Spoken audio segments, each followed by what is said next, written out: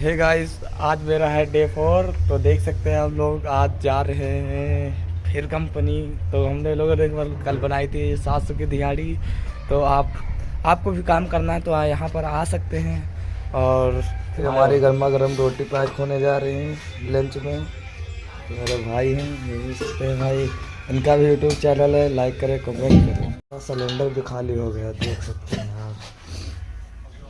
भाभी दिखा दे, हमारे मेरे भाभी भाभी हैं, बहुत सुबह सुबह मेहनत करते हैं। जो तो ताजा है। ये हमारा काम है, इससे हम पैसा कमाते हैं।